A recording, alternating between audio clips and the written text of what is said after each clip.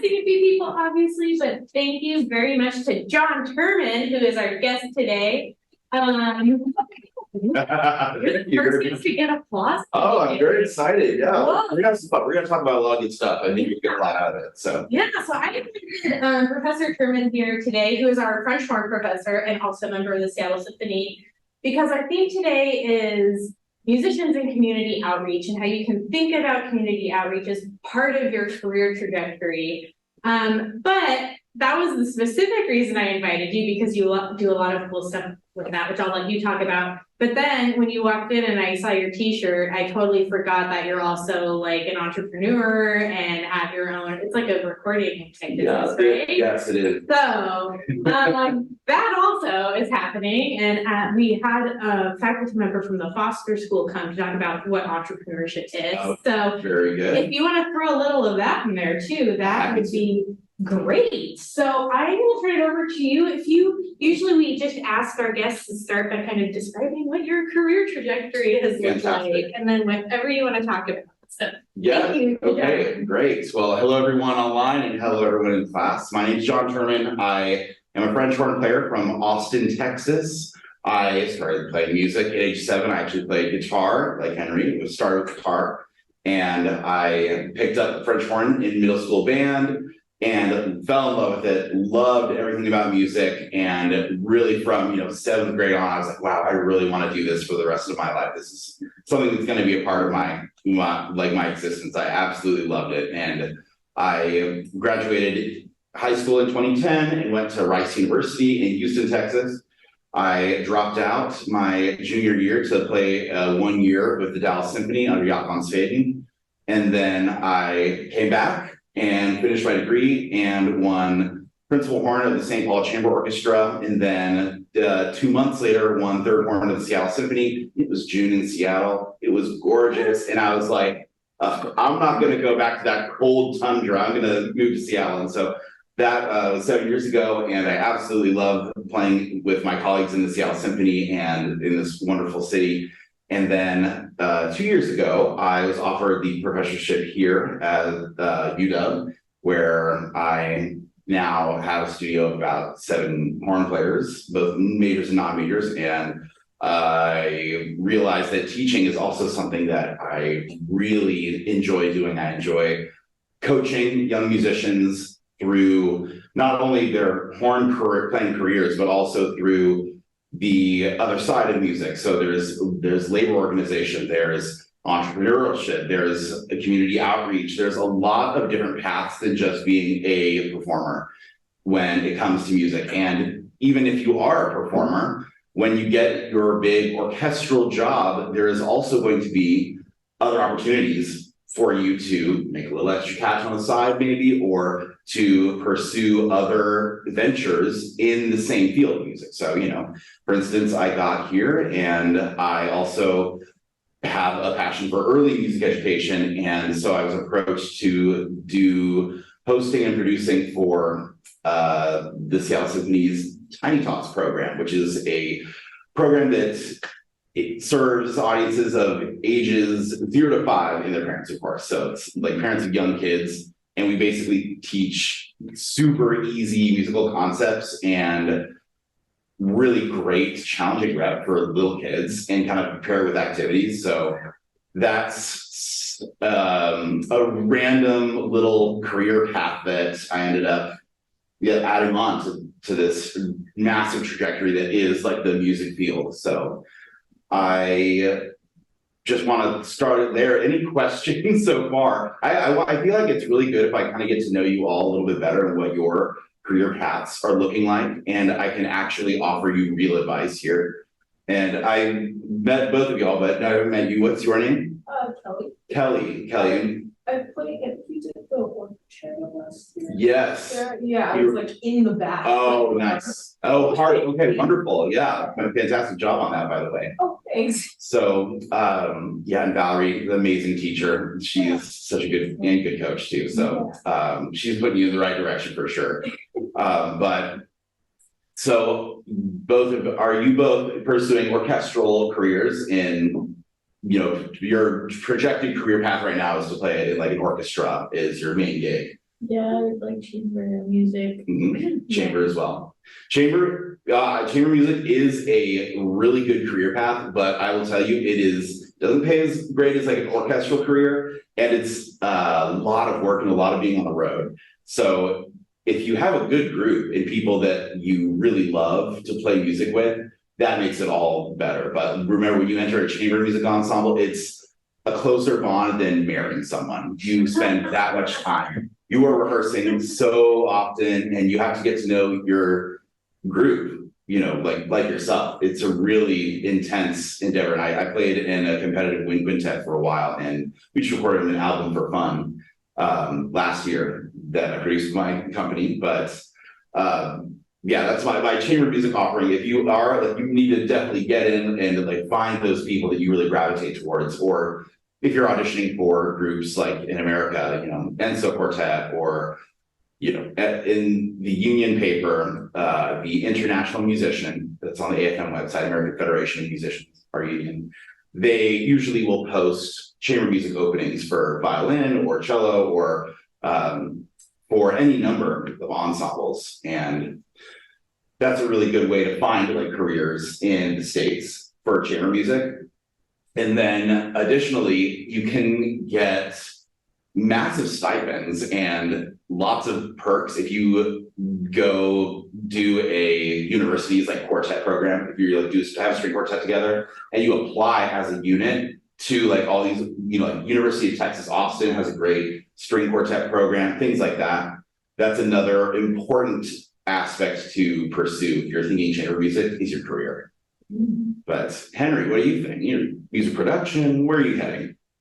I mean, I would love to do music production. It's obviously a bit more scary, I feel like, just because it's solely, it's all freelance based. Like, you don't really sign up to be like a music producer in a company where they just give you work with like really cool artists that you get to produce for. Like, you either are connected with really cool people who make music and you get to produce for them, or you're not and you got to go out and do that. So I would love to do that, but right now I'm focusing more towards the record label side of things. Not even really getting to play music, but just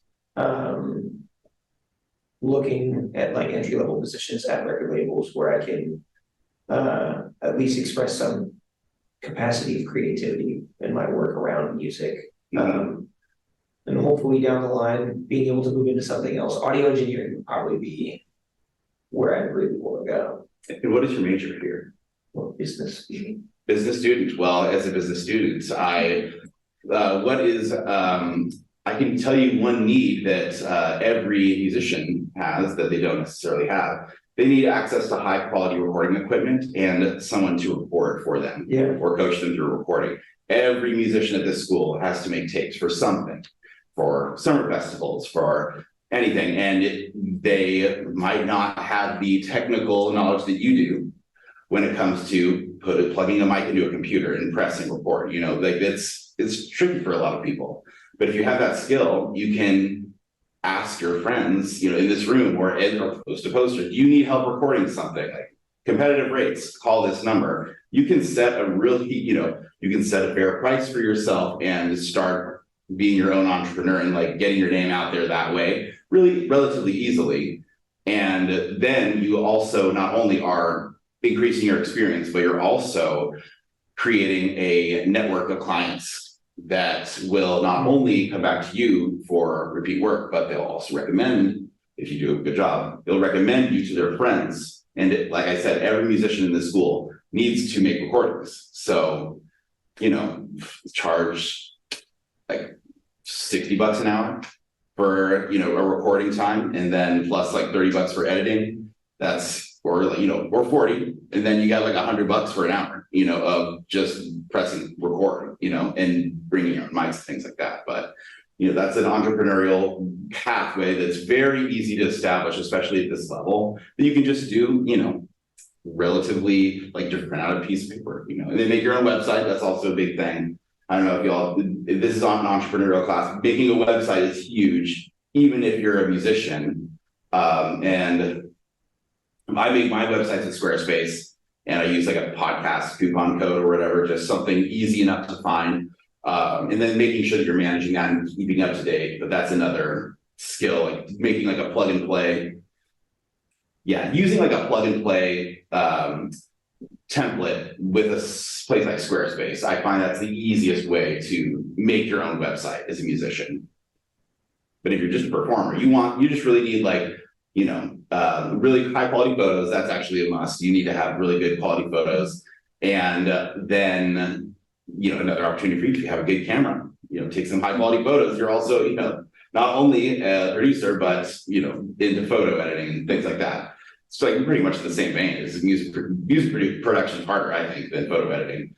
But but on a musician website, you just want to have your primary contact information. You also want to maybe put a little box there that says like, email me if you want private lessons or something like that. That's a good way to set yourself up for passive income, which is something that is very important as musicians, because we, again, when you're at y'all's age, you're freelancers essentially. You're like kind of waiting for gigs, and you're like kind of at the mercy of the market. But by making your own website and doing all these extra things, you can make yourself more marketable and have your professors something to share with other people.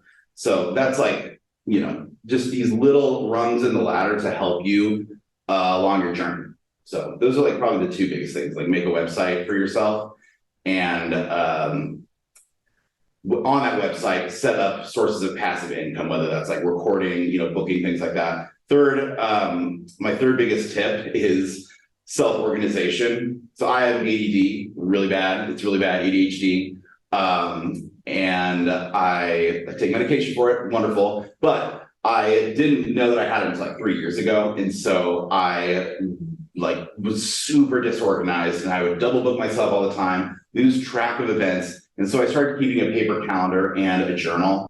I would practice journaling, but I feel like the paper calendar is so good to just like make yourself write and really remember yourself writing, just creating those extra steps. That's not just like on your phone, like texting and just, in the memory hole. So paper calendars really were helpful for me. They're not for everyone, but I'd recommend them to, get tip number 3, which is to stay as organized as you possibly can with everything.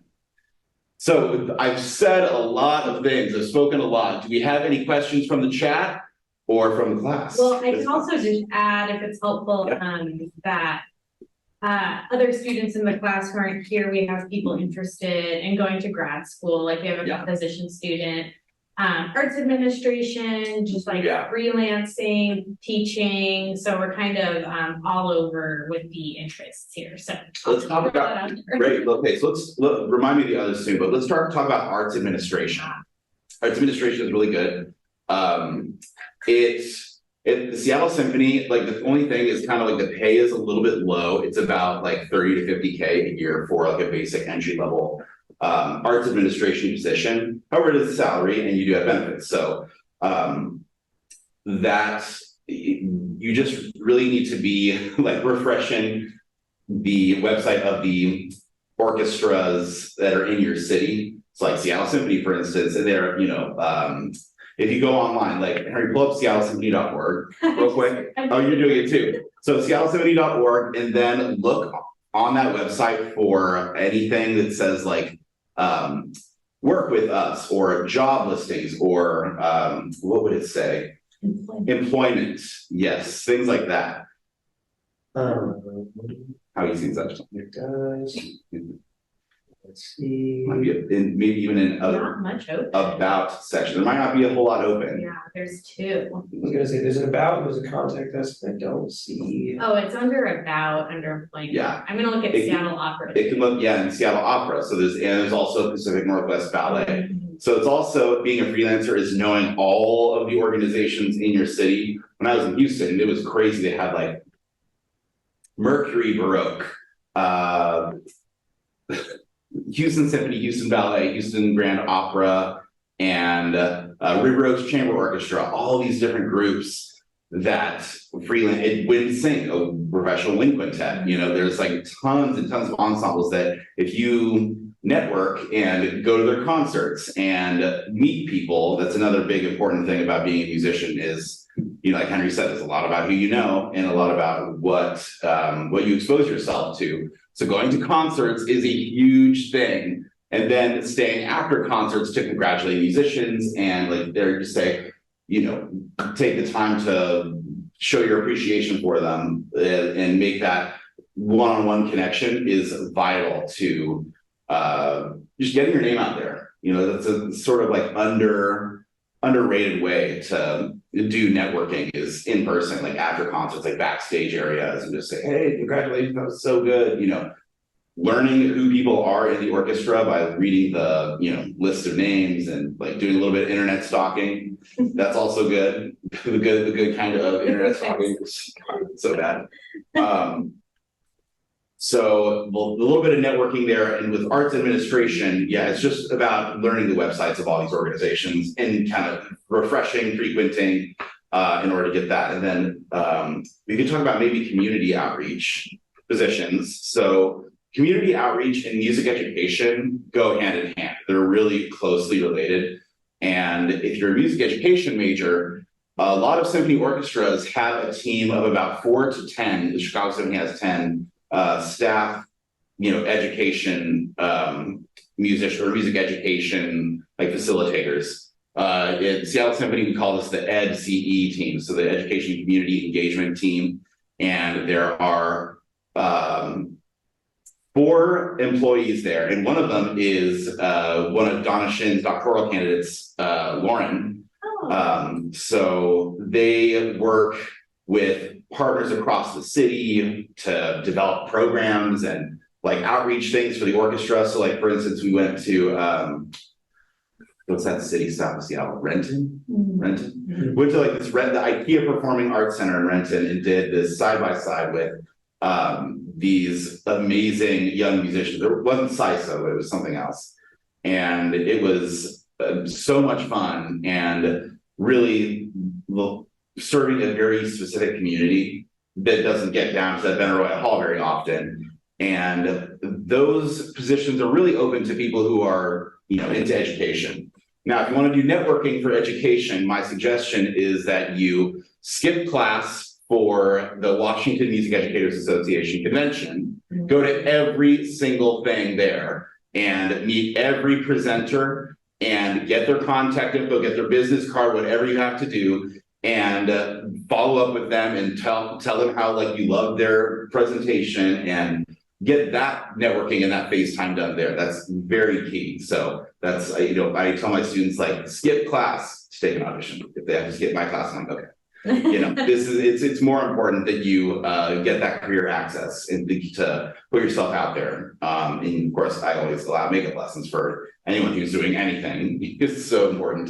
But yeah, as music students, like staying organized and emailing your professors when you're not going to be here. Just kidding. It's very professional, and also it's just and when you're a musician, you never want to burn a bridge. That's something I learned the hard way. So I won't tell the story just yet. I have stories about that, but making sure that you're very professional and courteous and presenting your best self at all times when you're in rehearsals and in front of professors of other studios, always very important. So along the lines of like the conferences, do you recommend for like performers that they go to the conventions of whatever their instruments kind of? Oh, yes, absolutely. So this is a very good question. What I recommend instrumentalists or vocalists or anyone to go to the conventions that are specific to their instrument every year. For instance, on horn and harp, I think, and there's like the International Harp Symposium or International Horn Symposium, and it's rotates and it's hosted usually by an academic institution and lasts a week long. There's a ton of recitals and presentations, and being there and going to everything, I love them. I usually am working, so I can't go to them, but they're absolutely fantastic to go to. So I highly encourage you to, not only if you're a student here, I encourage you to do all the competitions associated with those, because there's always competitions for young musicians to platform themselves at these conventions. And it's always good to get a little experience points on you, so. Those are also sometimes good places to hear about master classes. Sometimes I go to Clarinet Fest and there's always some really big name doing a master class for the convention. And you learn so much. Yeah. And then one thing that I saw actually on the UW calendar, there's like a Garrett Olson like residency. And I encourage all of you to just like camp out in that residency. just because he's going to be working with pianists, but you will learn so much about being a musician from him. It's insane. That guy is just a beast in the best way. So yeah. Well, if anyone else has questions, speak up, but Please, yeah. Anything specific, specific related to your career, yeah. Yeah. I think I'm doing a Seattle outreach thing for the prison events. Wonderful. Yeah. That's we're like great. working, like chamber settings with Professor Friday actually. Wow, that's one of the most like spiritually like rewarding. We played in women's prison for like a holiday. We did like a holiday woodwind quintet thing. Yeah. It was just so wonderful. Like they're so into it too, and not only like would I recommend you to prep your part and everything, but prepare like concert notes and prepare to like engage with questions that people will ask, and it'll build even more connection, which is just something that that population really needs too. And it serves both ways. It's just really impactful for them and like very impactful for us too. So I'm so glad you're doing it. That's going to be so much fun. Yeah. When is that happening? 16th December. Oh, wow. Yeah, okay. Yeah. Yeah, you're going. It's gonna be so good. Oh, yay. I was wondering if you could just talk a little bit more about, like, in your opinion, why community outreach is an important part of like your paid career, because this doesn't always happen. Like, obviously you're out there doing stuff, but I think sometimes like as students, it's like you're laser focused on getting the performance job or like, finding the employment, obviously. And then like community outreach, you don't really think about until you've like already been established. But like, do you think it's a good idea for students to start doing that now? How's that part of your career? Like, Absolutely. Well, who here has some form of scholarship to be here? A little bit. Well, so in music school, we're like underwritten by donors to the music school, and you have to write a letter thanking them, which is so important as well. It's another. That's like one of the most basic forms of community outreach, is thanking people for contributing and allowing us to do this art. And in the United States, symphony orchestras are not government subsidized except for the military bands. So their like main source of like revenue is like ticket sales, but also high dollar donations from people. And so it's important for you to be able to make connections with people that want to support you. And it's easier than, some people are really like, oh, I don't want to like speak about it. I don't want to like talk to people. I don't want to, do that. But just kind of allowing yourself to be genuine and like shine through your instrument and connecting to your music and talking about that music to other people is the best way to make a connection, because someone might have, asking someone what their favorite moment in a concert was, just easy ways to strike up a conversation and build on like this relationship with people that come to your concerts and enjoy watching them perform. That's like the base level of community outreach. But then let's see, people always say, oh, classical music, it's dying. It's been dying for so many years. But the biggest thing for us is like audience building. So if there's we'll talk about Tiny Tots right now. So Tiny Tots is a program that I was asked to do and really like built with a team. There was not an audience. People like didn't come to concerts with like their kids ages 0 to 5. Like what? Like little toddlers? Like why would I go to like a classical music concert? They can't sit still for 5 minutes. This is going to be tragic and insane. But we adapted this show to a specific audience, and that not only brings generations in, so grandparents and parents in, but it also, encourages them to buy like other like we have like programs and they take a program home and say, oh, if you enjoyed this, please consider donating here, and making the shows for no matter what age group, make them really count. And so challenging rep, making it fun for like kids and really like playing to your audience, and then adapting to your audience as well. We have a lot of surveys that go out after each performance and say like, oh, what could be improved? And one big thing was composer diversity that we noticed like 3 years before the pandemic.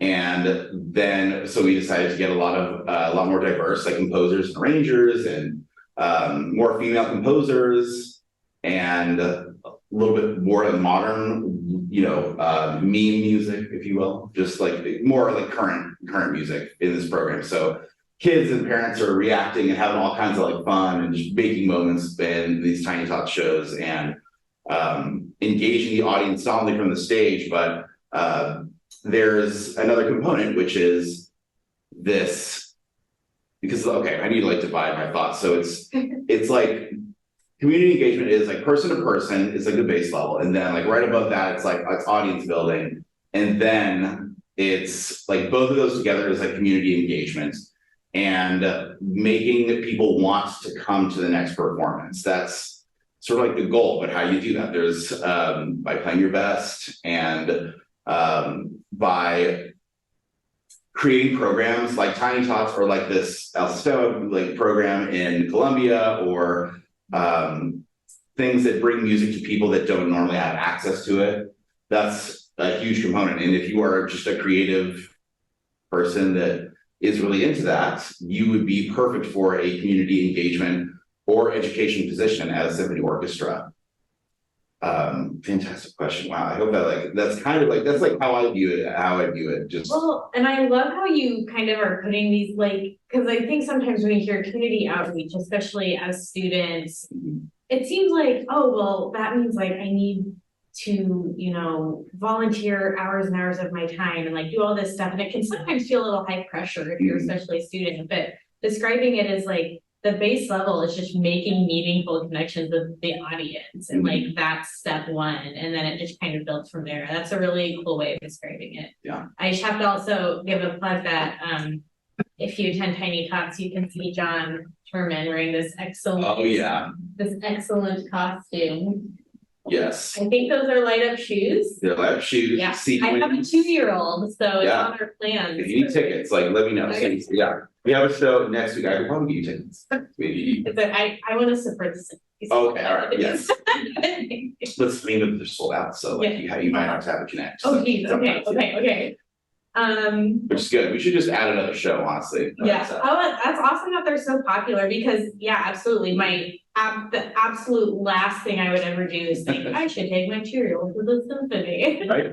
Just carnage, but that's really cool. What other questions are you thinking of? I have a question about your company, Fornity Media, but I want to, if there's, I don't want to just plow through if there's questions about community outreach.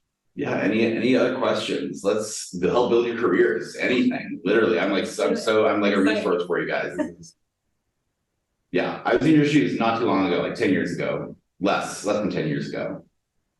I'll just add, this isn't technically community outreach, but you mentioned it, and we have a couple of books that we have for this class that also mentions it, but the union, the American Federation of Musicians, can you speak just a little bit more about that, if you recommend students think about that as they're starting kind of like a freelance type of career, benefits of that? Yes, in certain states, you are required to be a member of a union in order to receive work as a freelance musician. So it's important to find a local, and you can research that by just going to afm.org. And it's about like $90 for your dues, but they have a pension program that, a portion of your check will go to automatically.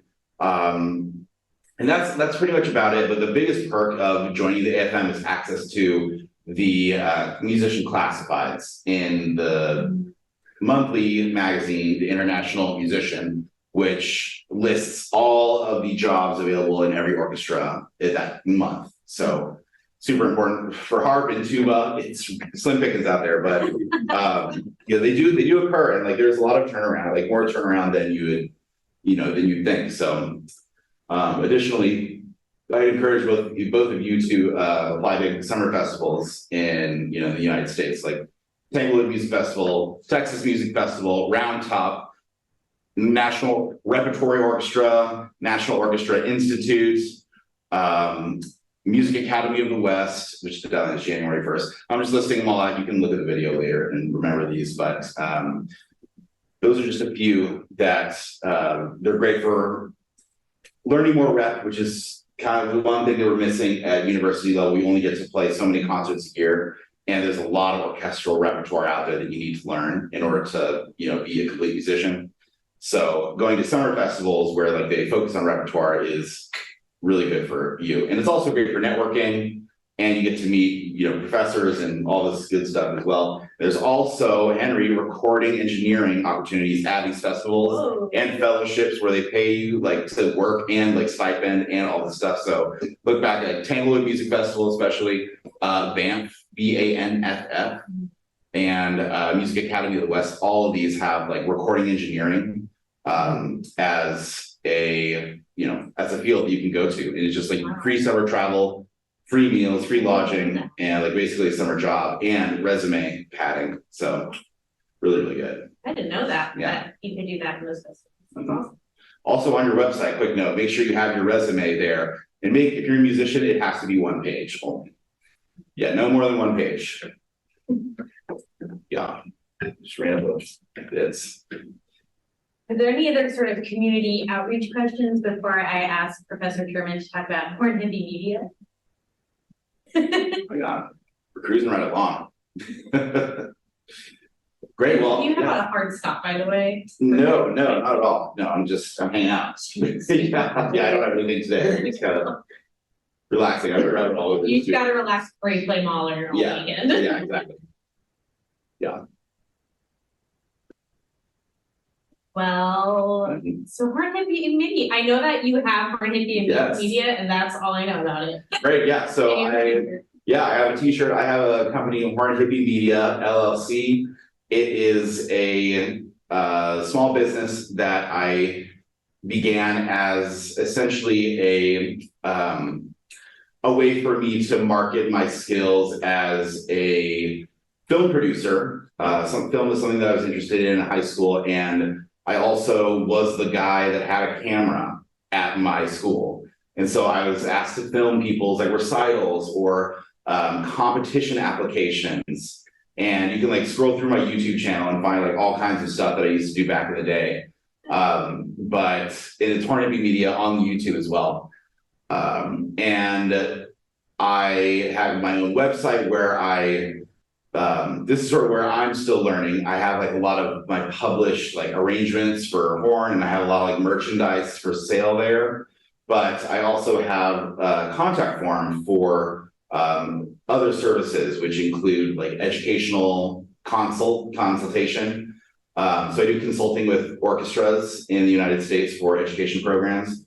And then I also do production for education programs in major orchestras or schools in the United States. So my biggest project late is doing Link Up, the orchestra program for elementary school kids, where they like learn how to play really big pieces on recorder, and then they go to a big symphony orchestra in their town or locality and have this big interactive concert. So I've been producing this with Fairfax Symphony, not only in person, but also doing an online version for a few years. And so that's like, probably like the biggest project I would say.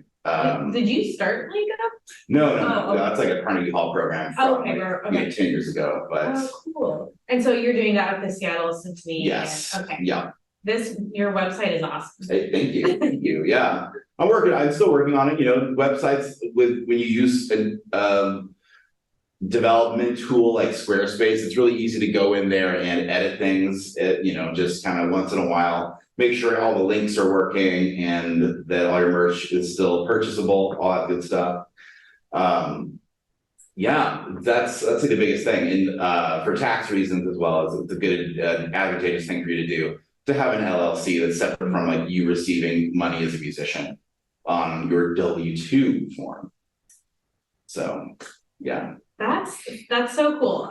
So I wonder if you could talk, because we in this class have used the term portfolio careers a few times, where musicians often have multiple income streams, and so do you have tips? How do you manage your time? Owning this business, playing in the symphony, teaching at UW, doing all this stuff. Like, how do you do it? Very good question, and I like definitely am a victim of burnout, and I burn myself out because I work a lot and just really hard, and especially for like UW, I'm like here all Monday long, like from like 10 to 10, teaching, because I teach like a studio class. I have like one break for about like an hour, and then like teach a lesson and then do studio class. But then my symphony schedule also changes every week. We have, just like we're working on similar days, but the times can change. And so I try to just get used to that and get used to rolling with the punches and kind of being adaptive as a musician with your schedule, being able to schedule a lesson in kind of on a dime, and being able to pick up a gig, like just making sure that you are aware enough of your schedule. And so that's why I really like keeping a paper calendar, because I can carry it with me everywhere and just, mark things in and really know where I'm supposed to be when on paper versus just on my phone, because I don't necessarily trust the phone calendar has burned me a few times. So that's probably my biggest piece of advice to stay organized, is a paper calendar. And it just, even though it's like really kind of like taxing, we have an unusual life as musicians. We don't have a normal schedule. And if you're an orchestral musician, you don't really have weekends off. You really like have to be practicing or like, getting ready to perform. And so it's a lifestyle choice. And so with that lifestyle choice, you need to make sure that you are able to adapt when like there's a lot of changes thrown your way or things that you need to move around.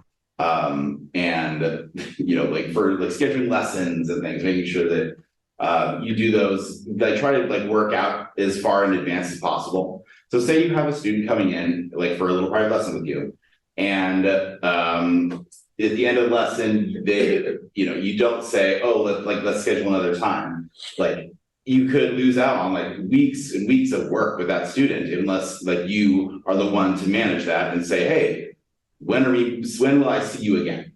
Making sure that you're doing those like other little steps to ensure that like recurring like revenue streams like students happen, and that you're in charge of planning them.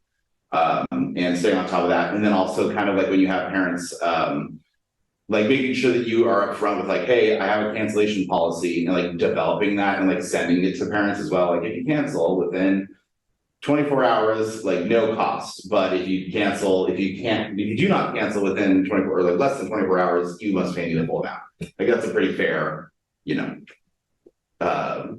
stipulation to make when you're scheduling your private lesson studio. Another thing with like website building is you can, I haven't done this because I'm like way too busy for it, but you can make an interactive calendar for people to like sign up with lessons for lessons with you, based on that calendar, and update it, monthly. That's really good. Just like here are all the times I have, and like go to the website and pick them out. And that's a really, I prefer to do things the old fashioned way, just like, in person, and keep my like outside of school, my private studio pretty small. I have a few adult students and like a few SISO kids that I like to work with and coach. There's a lot of musical talent in the city. So that's my biggest thing, like organization and adaptability, two biggest things as a musician. They'll help you. Absolutely. All right, chat. We got any questions from the chat? There's actually nobody on there. Great. Yeah. It's all just, that's like the only way I know how to record video. So Yeah. I could use so much help with more okay. hippie media to help Yeah, me. you could. Yeah. What questions? I'm just curious because it sounds like like, did you have some sort of course in college or because like you seem to be so aware of career development and like Yes. important things and all the different, like how everything works. Oh, Like yeah. you basically could have written the book that we use. So like, did you have? Maybe I will. No, I really wish I did have a class like this. So like, was this all self-taught? It's all self-taught, yeah. Wow. All self-taught. Nice. So like, if you could offer, like when you were an undergraduate music major, like, is there something you really wish you had known then? So much, so much. Let's see. Yes, I think I have a really good one for this, a really good answer. Trust yourself, trust your process, and record yourself. Record yourself and listen to yourself if you're a musician. I wish I had done that so much more. I wish I had recorded all my lessons on video, because when my hard drive burned up and I did have a lot of recordings there, but they weren't like uploaded anywhere, so I lost everything. So sad. But now I record all my students' lessons and like put them on like a private YouTube playlist for them. And so like they'll have them forever, like, unless YouTube crashes, but it's gonna be on some server somewhere. But additionally, one the other thing when you're teaching, if you record your students' lessons and upload them, you can charge like $30 extra per hour. That's another big like stipend. Anyway, but what I wish I had known then, like the most useful thing is like to record yourself to get better as a musician and to listen back. That's like the biggest thing, I would say. Yeah, that's a good point. My teacher always was telling me, like, listen to this and this, clarinetist, but I almost never just listen to myself. Yeah. Like, what's going on here? I guess like, maybe I'm just thinking out loud here, but so you're not graduating yet. Next year. Are you graduating this year? Yeah. You're graduating, are you graduating this year? Ah, dang it, because the School of Music is doing a faculty search right now for a music technology person. And we're like getting equipment finally. And I mean, like, you could probably just do it, but yeah, I know it seems we've had a couple guest faculty members say, learn how to use the recording technology. Yes. It's just like for so many reasons, it's important. So yeah, if I taught that class, it would literally just be practicum. We would just like record it, like go to the studios and like record them and then like work. Yeah, well, just process based. I mean, you're teaching music tech. Like, yeah. I mean, they're working in room 35 to put all the equipment in, so maybe you could like do something before next year. Oh, you know what? So I went into Bretschman to do studio class, and I tried to plug in my computer, and I'm like, you can't do it. But there is a way, and I got a 15-pin to USB-C adapter for my computer. Oh my gosh. So we might use it before the year's up, but who knows? And then I realized that I got the email for the staff that we're replacing the projector, and it's going to be like $40,000. I'm like, don't do that. Don't spend that money. Oh no. Can we cancel that? This is such a good example though, of like someone like Henry could just come into a School of Music that is not equipped for 2023 for our technology needs and be like, I can do that for you. Yeah. Like people need it so bad. That's case in point. What other questions? Like Professor Turman has done it all. We have now discovered Done a lot. Yes. Performance, entrepreneurship, media, outreach, teaching, like any questions? Chamber music. Chamber music. This is your moment to learn. Are you applying to grad schools? No, I think I'm hopefully just gonna try and enter the workforce. Straight out of college, just depends. Yeah. Like where if I can get a job. I think so. I think it's definitely possible. Yes. I have asked several people about how important I think grad school is. Because like I know that a lot of people say it's important because then you can like keep playing in orchestras and stuff, and then you have a teacher skill. But then at the same time you're taking like music theory and then music history classes too. And to me it's like if I'm more focused on trying to get better performance wise, then I feel like taking coursework kind of detracts me from practice time.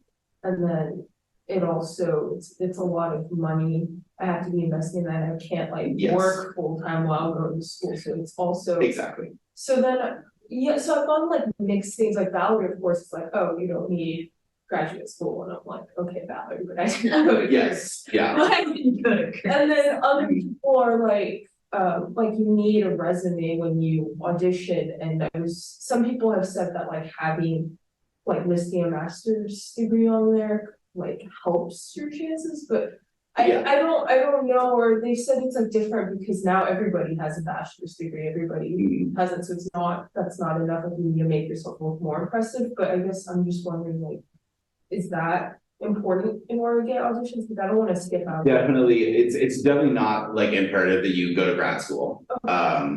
However, if you can go for free, then I highly suggest it.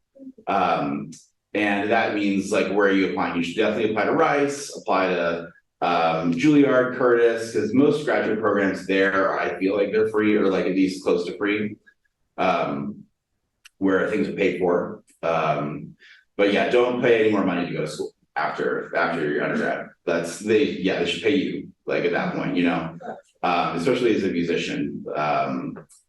And there's a lot of like, I look for assistantship, graduate assistantships. That's a key component. Yeah, because even if like, yeah, at some of the schools that aren't quite as like prestigious as like Juilliard, a lot of them like still you could get an assistantship, whether it's teaching undergraduate art or something, or like being a theory TA, and that sometimes those will pay for most of it. But, so yes, and then in terms of like, if you go to grad school and you need to be focusing on honing your craft, but you also have to take classes, this is where like prioritization of your time as a musician really like, you know, takes hold. Like you don't need to like get a A++ in this class. You need to like skate by a little bit and like get your, you know, however, like if you can learn something or get something out of it, or get like a really good research paper that like you could publish in like an international clarinet magazine, you know, like that's actually that's a goal that you should have when you're taking these like high roll theory courses as a graduate student. It's like every paper you write, that should be like, you want to write it to the level so that it could be in like a journal. That's a great point. You know what I mean? Like it's so like, don't waste your time by like messing around there. Like really take that component seriously and try to like learn and like develop and like do stuff to better your field. But also, you know, like you have to practice for auditions and, you know, be communicative with your professors about like your priorities and your goals. And yeah, that's like my biggest, you know, like I try to think like when I was an undergrad, I had this theory professor. And like I wasn't like the best student, but I was really into the Schoenberg Wind Quintet. He did write the book on Schoenberg, and I was like, I need to make concert notes for the Schoenberg Wind Quintet. Can you help me? And then I, you know, he was like really favorable to me like after that. And so just like connecting with your professors and like making sure that they know where your goals are so they can help you in your career is important, rather than just like skipping class and be like, oh shit, sorry, like. Lol, didn't go. Lol, yeah. There's some, I don't know what you think of, like, because some schools you don't have to do like a full-blown master's where you have to take like all those courses. They offer things like performer certificates or artist diplomas. I get the sense that those aren't paid for as often, but that could be something else you look at. Yeah. Actually your question, I was curious to hear, I mean, I guess you probably have listened to Seattle Symphony auditions. Yes, I mean, definitely. Any insight into that process? Oh yeah, so it's all blind. And most orchestras now are all completely blind auditions. And I can teach a whole other class on audition coaching. I can give you kind of like, I could write something out, actually. Yeah, there's usually chocolate. We have chocolate. And you can go over there or. Okay, cool. All right, so this is like a thing that I go teach my horn players. Because this is like how to win an audition. Okay, this is like a timing component. There's a whole other like side of training for auditions that needs to take place. But the biggest thing is like learning how to listen to yourself and give good feedback to people. So let's say we have an audition. Let's say there's an audition for the Seattle Symphony in a month. So 4 weeks is all you need to get prepped for this. All right, we need 4 weeks. So first step, week one. Week one. We print and bind our orchestra audition materials, audition stuff, and then categorize your excerpts. So then categorize excerpts. Oh my gosh, whatever. 1, 2, 3. So level 1, great. You don't need to practice it. It sounds amazing every single time. Excerpts 2. These are things that don't sound amazing like 100% of the time, but you're pretty confident you can nail them. Then 3 are the disasters waiting to happen. So the things that you need to spend the most time on. This is a really easy way to just, break apart a book of a ton of excerpts and just narrow it down to what do I need to practice right now. So we're in week 1. You need to book flights and book travel. I like to use Kayak or, Expedia, something like that to, find like really cheap flights. And then we start practicing and getting some of these category 3 excerpts, category 2. And like you write this in front of every excerpt. That's why it's important to print and bind the books, all print out all the excerpts that you need and then go to FedEx or Kinko's and just have them bind it into a little booklet for you. And then in week 1, we're just getting those 3s to 2s. And then week 2 is mock time. So this is where you start playing mock auditions for yourself. You can use a flashcard app and enter all of the possible excerpts that they can ask and make yourself a list of about 5 excerpts at a time. So you play, I'll just do horn excerpts because that's what I know. Okay, so you draw Don Juan and Mahler 1 low tutti and Shostakovich 5, and you know that at every round you're going to probably play the next position of a solo. So play a solo and then those 3 excerpts, record yourself, put it down for like an hour, then pick it back up, listen to the recording, and take notes about yourself, about your playing on the legal pad. What we're listening for is time, intonation, and tone quality. So those are the biggest 3 things that people on the other side of a curtain are going to be listening for because you can't see anything. So they're going to be like, oh, is this player playing the correct rhythm? Check. Are they playing the correct dynamic? Everything written down? Yes, check. Are they playing in tune? Can I hear pitch problems? Check. And do they play with a good high quality sound? So that's why it's also important to know other horn players' recordings and really be discerning of yourself as a musician. And I say that, and then I also want to make sure that you don't beat yourself up if you don't sound amazing on everything. This is all part of a process, and you will be getting better just by taking an audition, honestly. So you do 3 to 5 mock auditions rounds for yourself a day. And then we have week 3, play for everyone. So you want to pull anyone walking around outside the practice room that, hey, can you come play can I play an audition for you? And you give me comments. And then that's also why I recommend maybe 3 copies when you make your orchestral audition books, maybe 3 copies of these so that you can hand them out to other people and they can watch and pretend to be someone on the other side of the curtain and listening and watching the excerpts go by as you play them. So having extra copies of the book is important for that.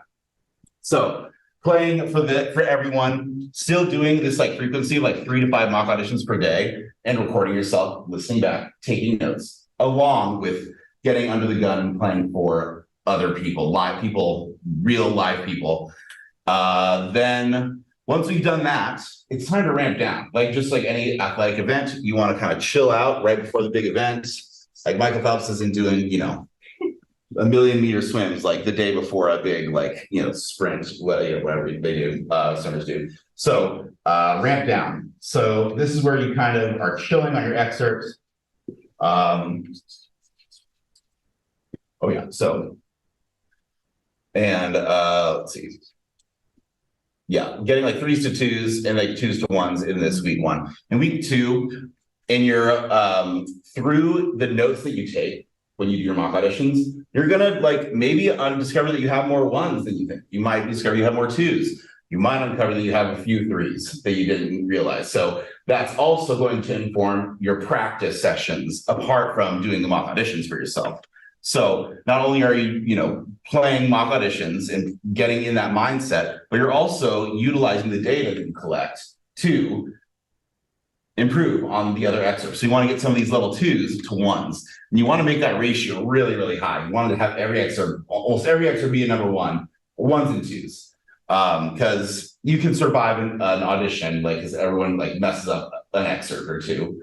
But let's skip back to week 3. We're playing for everyone and anyone who will listen. And we're getting just this list really, really sounding solid, and it sounded really good, and we're ready to play. We're like peaking, but now we got to take it down.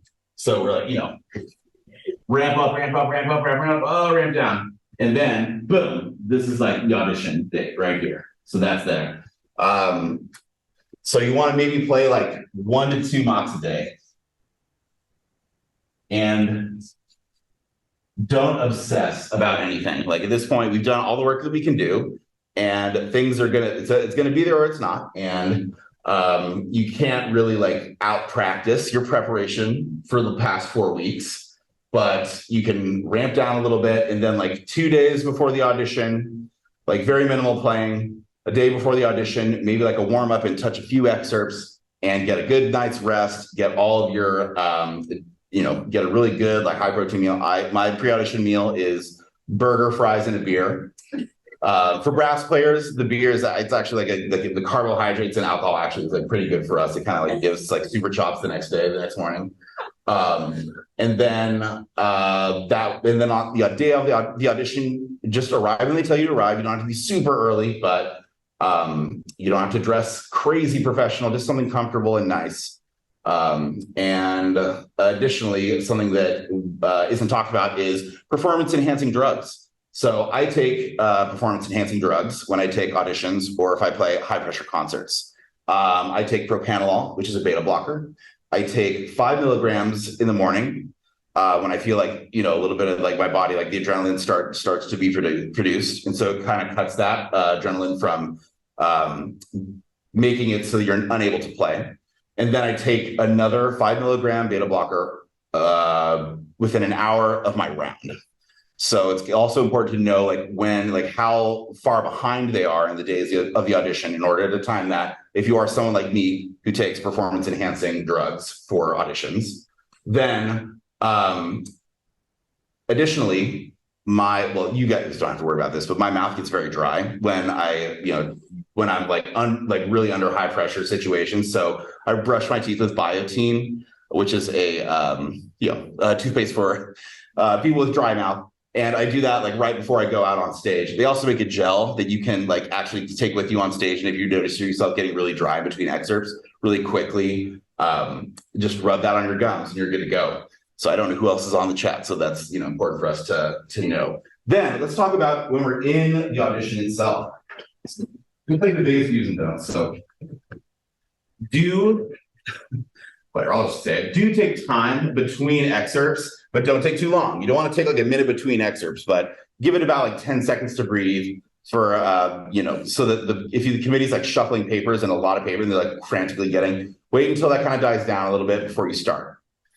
Then really like get the excerpt, like the orchestral music going in your ear, and so that you can just begin to play with that. So, for Mozart Horn Concerto number 4, the orchestra part that goes like and so I'm thinking the strings right before I play and breathing in time with that. These little things that you can do to just put your preparation ahead and like really get like in the zone are imperative to success in an audition. Another like thing for Don Juan, like in violinists, it's like, how do we get that tempo right? Really like figuring out, like writing little things above your music, above the excerpt to go through your mental checklist before you start playing. That's a huge thing that I recommend for my horn students. It's like, okay, breath. okay, time, or the strings, or like bass triplets, something like a little mental cue for you to think right before you play, can make a huge difference if you're really unsettled. And also, it's not over till it's over. So don't get super distressed if an excerpt doesn't go your way. Just turn the page. And as a horn player, we miss notes all the time. And it's really hard for us to get over that. And so you really have to get good at turning the page. It just, if something went wrong, they can always ask for it again at the end of the round. But just do your best on what's in front of you. And that's the best way to stay mentally focused, because at the end of the day, auditions, for orchestra auditions, it's a professional sport. And so you need to train yourself in order to perform like this. And that's my biggest, in 10 to 15 minutes, that's all that I can potentially say about orchestral auditions for you guys. So they're very close. Yeah. And it'll be available. I'm sure there will be a link. I'll put this on I'd love to put this on my website too. Yeah. So yeah. Oh my gosh. Yeah. That was awesome. Isn't that crazy? Yeah. Auditions for our audition. Oh yeah. This is a pretty foolproof way. And I won 4 auditions and use very similar. Did you come up with this? Was it hybrid from your teacher? It is. It's a hybrid from my teacher and a lot from a lot of my colleagues at Rice that and clarinet players too. It just is sort of it's more of this is really for wind players too, but string players absolutely can benefit. Any musician can benefit from this. Just because it's a way to take the subjective away and just focus on data and this is how it's going. And also keep in mind, behind the screen for harp auditions, there's never going to be a harpist on that panel. So that's why it's important. That's why it's so important to play for a lot of different people to get just, opinions on wind players and I never thought about that. I've never listened to that in my playing. And so they can kind of uncover these secrets for you. And it's imperative, especially for tuba. I recommend for tuba and harp to really have that. So, for other people. Yeah. I love how you said that it's a professional sport to do auditions because it just validates the whole experience. Yes. Yeah. Yeah. Yeah. And you know what? It just win or lose, it's how you play the game. You just, get out there and do your best and play hard and don't get focused on the loss. The loss. It's of course it stings when you hear a thank you from behind a screen. Or the committee has decided not to advance anyone, but we want to say thank you for coming. And it's bullshit. Fuck you guys. Thank you. Just say none of you advanced. Sorry. It's so annoying when the personnel managers come and say that. It's come on. Just end it already. Wow. So this is so valuable behind the scenes. Yeah. Because how often do you listen to auditions every year? Do you think? Yeah, probably. Well, every year I would say I get elected to an audition committee, and then of course for UW I listen to the auditions every year, and I coach auditions a lot of times, every week, for some of my students. So usually one of the 7 are working on some form of an audition, or they're preparing for making a tape for festivals or something like that. So. I like to at least do a little bit of mock audition, or at least have someone play an excerpt in every studio class, and just get constructive feedback, and making sure that all my students are offering feedback that I deem constructive. Because it's that was pretty. It's no, what can they do to improve? It's what was bad? This is bad. What can they do to improve? You can focus on playing. It's there's a little bit more nuance to offering helpful critiques. And I feel you really develop that by listening to yourself and writing down critiques for yourself. And that also really helps inform your practice, nothing else. So. Yeah, I was gonna say. Yes. Yeah. You also. No. Yeah, you're I know. Yeah, no, that's great. Well, I was actually gonna say, if there's not other questions, I feel we got so much info. Yeah. Yeah. I mean, I invited you to come in for community outreach. Audition. Yes. Bye. See you soon. We got it all. Like, this has been incredible, and the people here like totally missed out. Yeah, you really missed out, people. Like, should have come to class. Video and different emails, like, videos not posted, and I'm gonna be like, here's everything you missed. And, like, Yeah. I really want to watch this. This is awesome. Thank you so much. Any final thoughts? I'm curious because I do also software engineering too. That was kind of the deal with my parents if I pursue. Very smart. Very smart.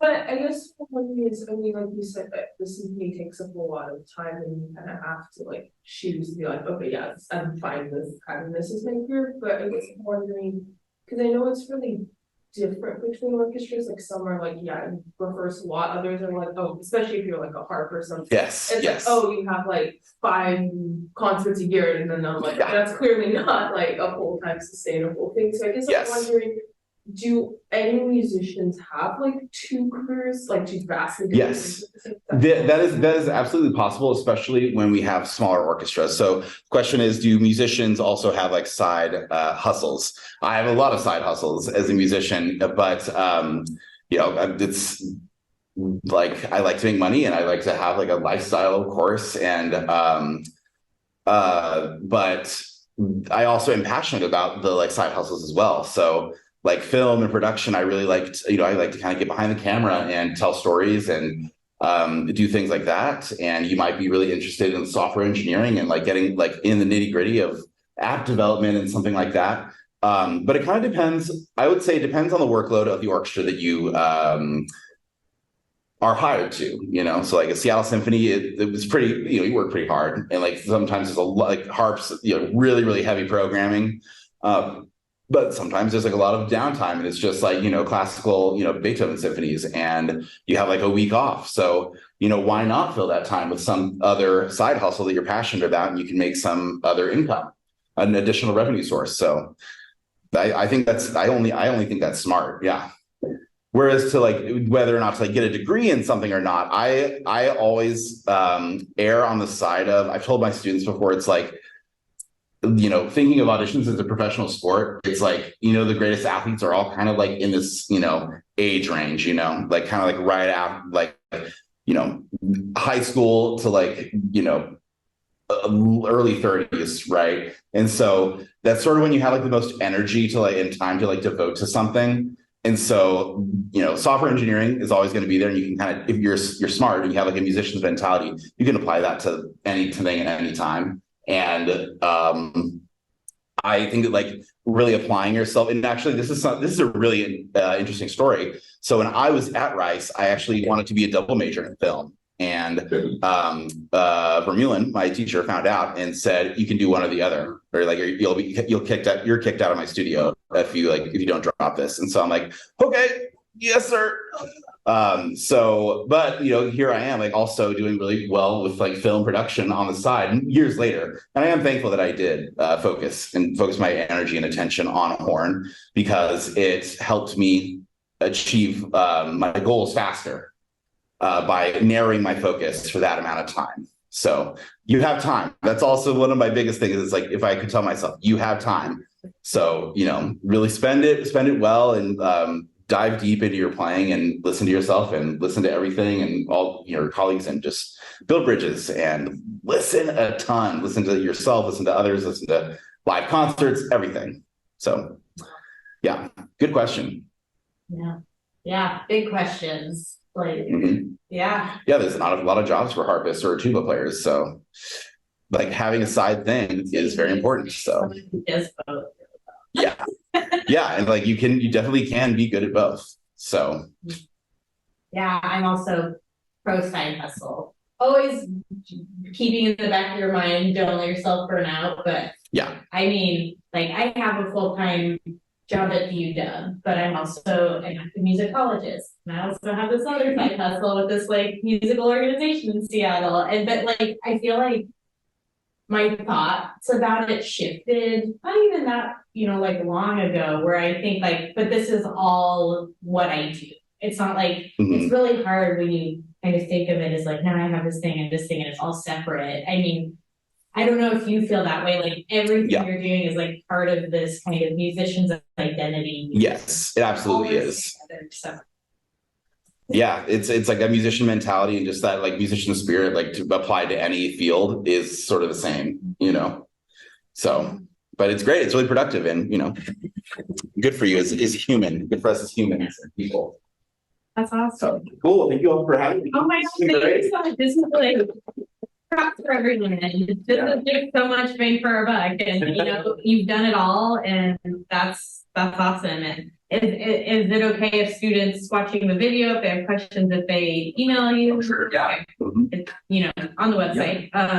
Yeah, wow, thank you so much. We have just like a few housekeeping things, so I guess I'll keep the video going for that too, since nobody's here, but. All right. Well, Thank you all so much. Yeah. So- Yes, that's gonna be so much fun. It's Thank you awesome. so much.